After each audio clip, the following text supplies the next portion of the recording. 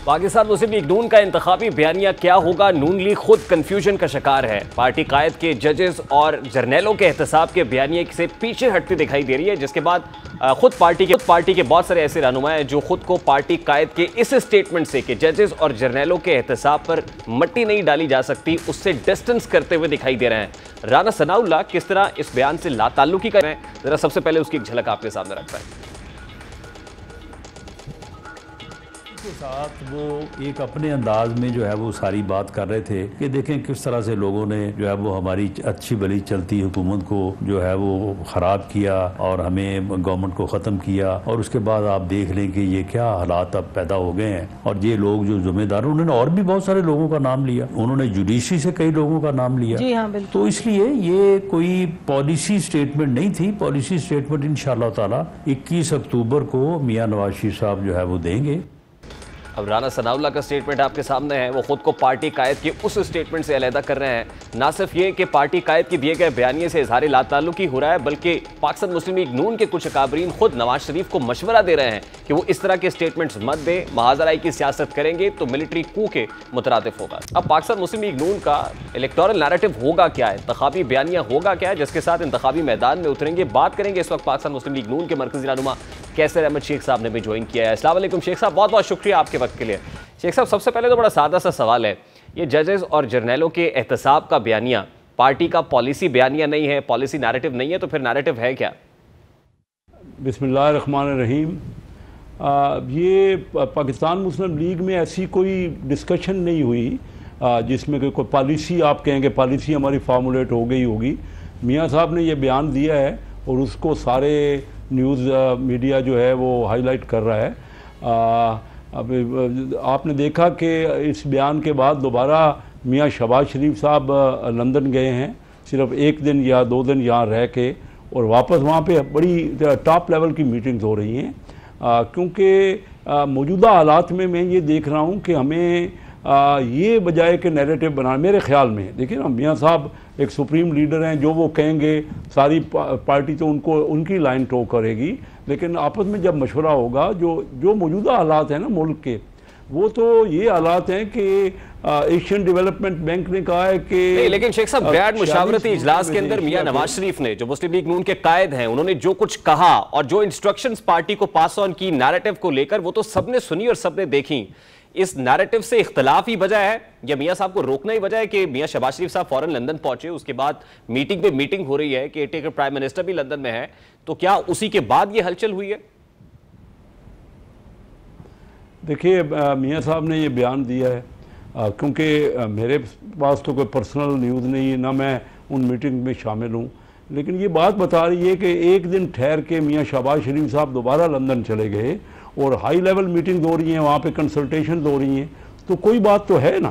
और उसके बाद फिर दोबारा अब जो बयान आएंगे, मैं समझता हूँ कि वही नैरेटिव होगा पाकिस्तान मुस्लिम लीग का। देखिए बात ये जो अभी कोई नैरेटिव बनाया नहीं है पाकिस्तान मुस्लिम लीग नून ने, और आप ये समझते हैं कि अगर जजेस और जर्नैलों के एहतसाब की बात करेगी पाकिस्तान मुस्लिम लीग नून, तो डैमेजिंग होगा, काउंटर प्रोडक्टिव होगा नून लीग के लिए? नहीं, मैं ये नहीं कहता कि, देखिए मैं ये कह रहा हूँ कि जो भी सबको सोच समझ के एक नैरेटिव बनाना होगा, काउंटर ये अभी बात तो कहना टू अर्ली है।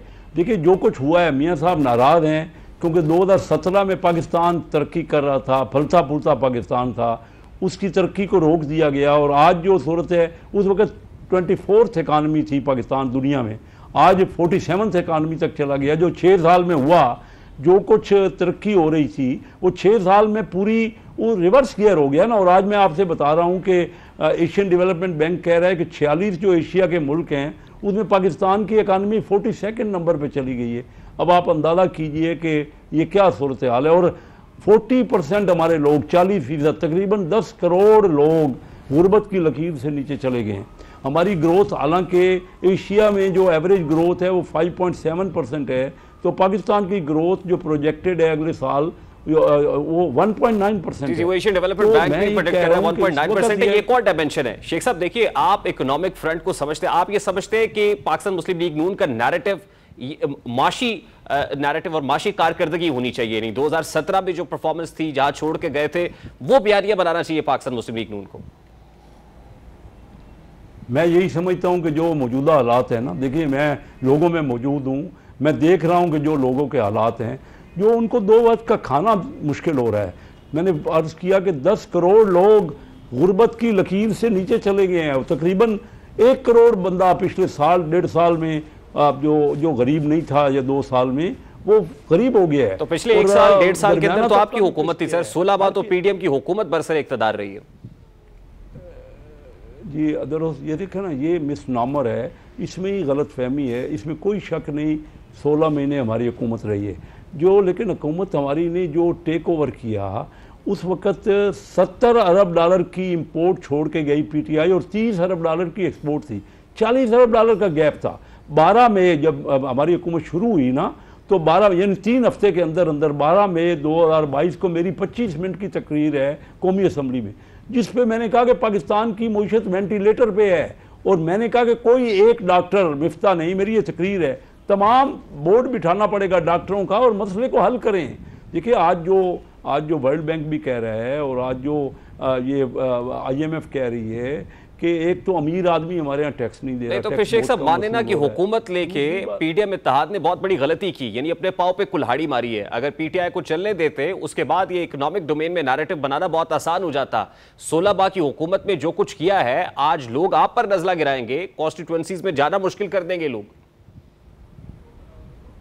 वो तो मैं खुद कॉन्स्टिट्यूंसी में हूँ, आप दुरुस्त कह रहे हैं कि मुश्किल है, लेकिन उसके बावजूद जब ये हम देख रहे कि पाकिस्तान जो है वो डिफ़ॉल्ट हो रहा है, क्या हम उसको डिफ़ॉल्ट होने देते कि हमारी सियासत बच जाती कि मुस्लिम लीग के वोट ज़ाया ना होते? हमने तो अपनी सियासत को कुर्बान किया है रियासत पे।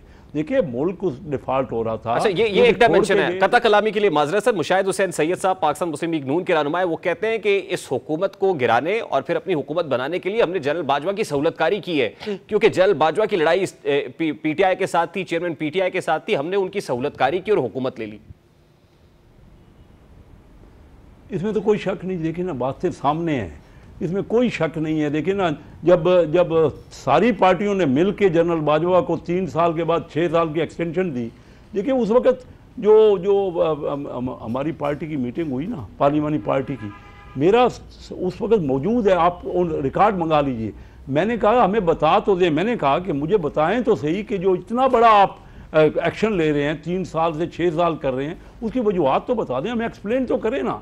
तो उन्होंने कहा नहीं जी, मियाँ नवाज शरीफ साहब ने, ख्वाजा आसिफ साहब ने कहा कि मियाँ नवाज शरीफ साहब ने हमसे हलफ लिया है वहाँ पे लंदन में कि ये बातें जो हैं वो हम तक ही रहेंगी। तो मुझे ये समझ ही नहीं आती थी उस वक्त। तो हम सब पार्टियों ने मिल के जनरल बाजवा को, आज वही जनरल बाजवा जिससे पूछ लो, पीटीआई से पूछ लो, एक वक्त में एक ही पेज पे थे और आज उनके खिलाफ हुए।